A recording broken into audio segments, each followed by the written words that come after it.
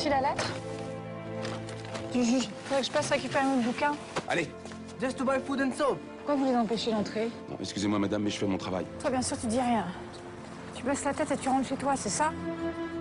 Faire un film, une belle dramaturgie, un sujet fort. Voilà, après Je vais bien, ne t'en fais pas, je me suis dit, tiens, je ferais bien un bon film. Hein, parce que c'est rare qu'on se dise, tiens, je ferais bien un film à la con.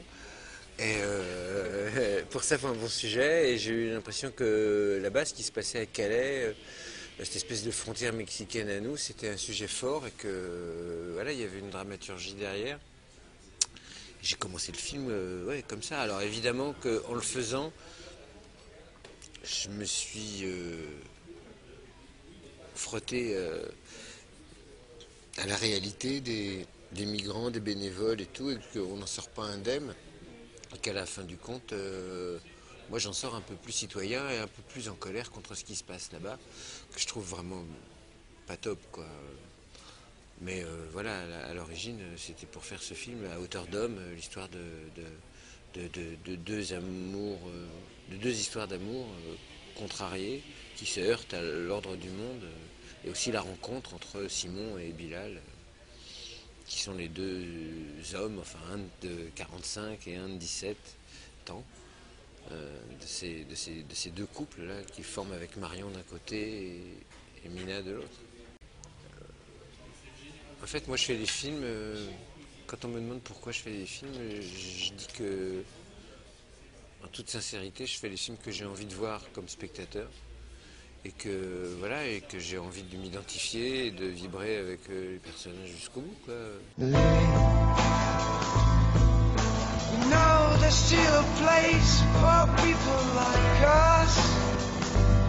Mais pour Je vais bien, ne t'en fais pas, avec Aaron, c'est une belle histoire. Je cherchais effectivement qu'est-ce qu'il aurait pu écrire comme morceau, comme chanson, Loïc.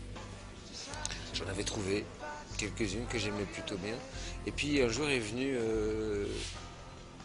un comédien qui est venu passer un casting pour le rôle du copain du frère de Lily.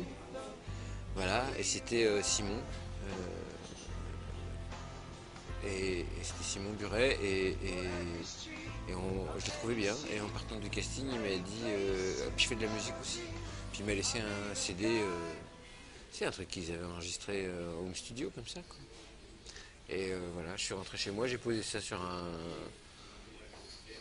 un meuble, et puis 2 jours après, je l'ai mis, j'ai écouté de A à Z, comme je fais tout le temps. 1, 2, 3, 4, 5, 6, 7, 8. Je me souviens que la 7, je me suis dit, c'est vachement bien, ça. Puis que j'avais trouvé tout le reste pas mal non plus. Puis que la 9, je suis tombé raide, quoi. C'était Lily, je me suis dit, bah voilà, ça y est, je l'ai appelé, j'ai dit, bon, bah, tu fais le film comme acteur, et puis je te prends ta musique aussi. Ouais. Et le prénom, parce que dans le scénario, elle s'appelait Claire. Je suis retourné dans le scénario, j'ai fait Pomme machin, j'ai sélectionné Claire, j'ai fait changer pour Lily. Et quand, dans la scène, j'ai écrit, tiens, celle-là, il a écrit pour toi, Lily, elle s'appelle. Hop. Where do you want to go? England. England فين باشا؟ اللي شارع هو في أنقى من يمشي فهمت كيف؟ يمشي خاصية؟ قصة. ورو. Je travaille depuis 3 films avec Nicolas Piovani, et puis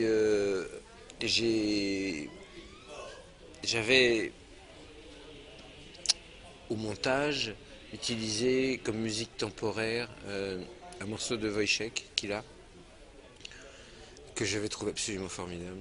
Et quand Nicolas est venu pour travailler avec moi à la table de montage, Nicolas m'a dit voilà, la musique du film, super, on va faire ça, ça va être bien, tu vas voir. Et il me dit ça, là, c'est formidable. Donc, que faire de plus? Si ce n'est que copier, mais ce sera moins bien. Donc, faut mieux garder ça, quoi, c'est formidable. Et donc, je suis parti là-dessus. Et puis, il y avait un morceau il y a un petit bout de thème d'Armand Amar qui parlait de migration, que j'avais calé au début et qui là était absolument inamovible.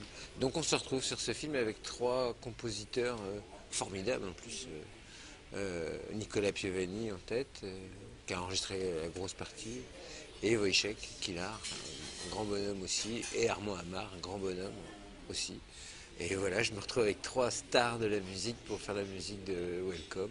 Et j'ai l'impression, en plus c'est ce que j'ai lu sur votre site là, enfin moi c'est l'impression que j'ai, c'est qu'on a une impression d'unité absolue et qu'on n'a pas du tout... Ah c'est vous qui avez écrit ça, ouais. Que c'est bien, c'est la sensation que j'ai aussi d'une espèce d'unité comme ça. Et que c'est toujours le problème, c'est le temps. C'est de prendre le temps, une fois que le film commence à exister, de travailler sur l'image et qu'on échange des choses tous les deux, le musicien et le réalisateur.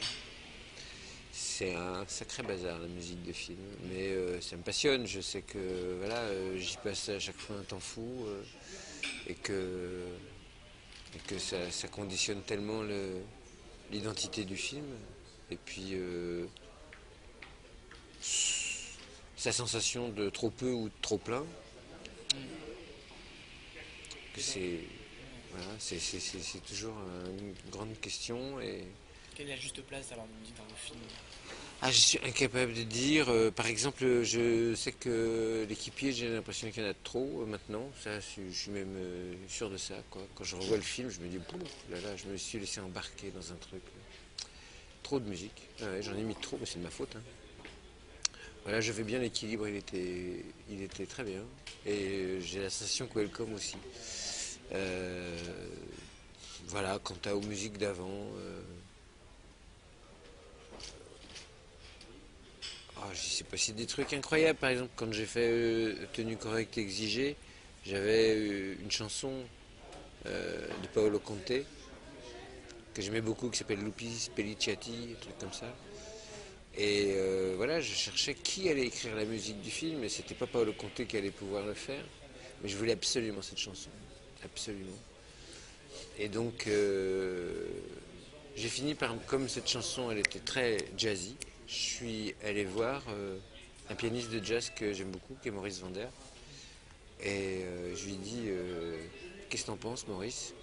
Et Lupi Pellicciati, ça fait pa-da-da-dum, pa-da-da-da-da-dum, pa-da-dum.